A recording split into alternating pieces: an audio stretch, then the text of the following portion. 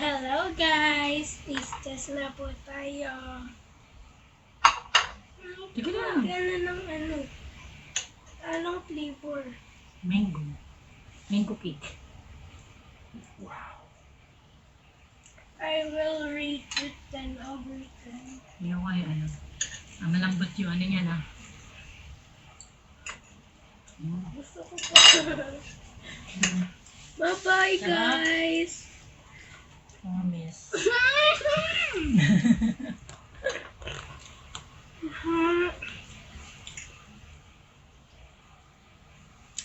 Hello guys, for today's video gagawa tayo ng mango bravo cake. Ayan. Meron tayong set A, B, and C. Ito munang set A ang gagawin natin. Ang ingredients is 3 and 1/4 cup na cake flour, 1 tablespoon baking powder, and 1 half tablespoon salt.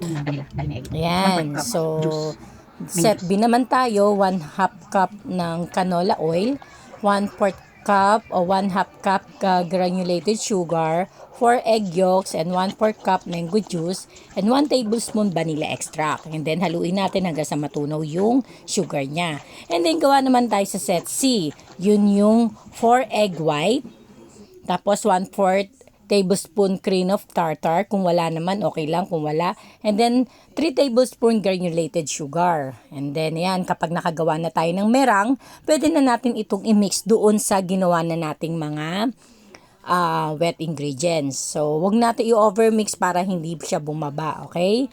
And then, yan, i-mekos-mekos lang natin ito. And then, after na natin ito ma-mekos, pwede na natin itong isalin sa ating pan.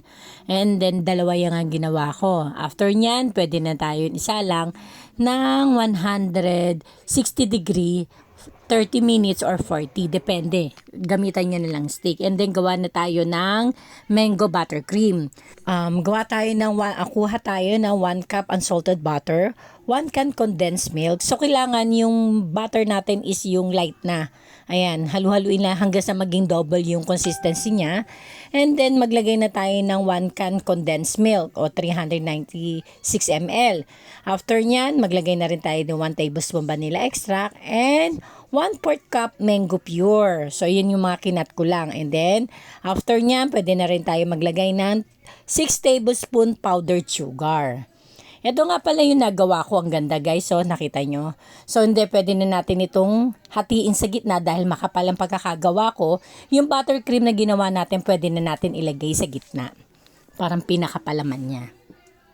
Yan o, kung nakikita nyo, may mga buo-buo pa. Kasi yun yung magiging flavor nyo talaga. Kaya nilagay na rin natin yung design, yung pinaka-butter niya, para at least hindi magmukha naman maganda at sosyal.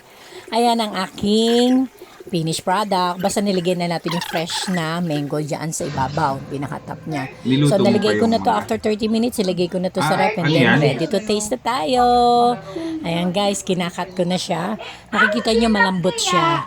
Cake mo talaga, cake na cake ang ano niya. So, and then, taste test natin sa ating bunso.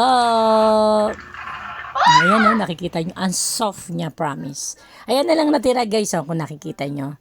O, diba? Sa isang hula, yan na lang natira. Halos 3 cut na lang. O, diba? Ganyang kasarap. Yan lang, guys. Thank you for watching. Follow for more. Bye!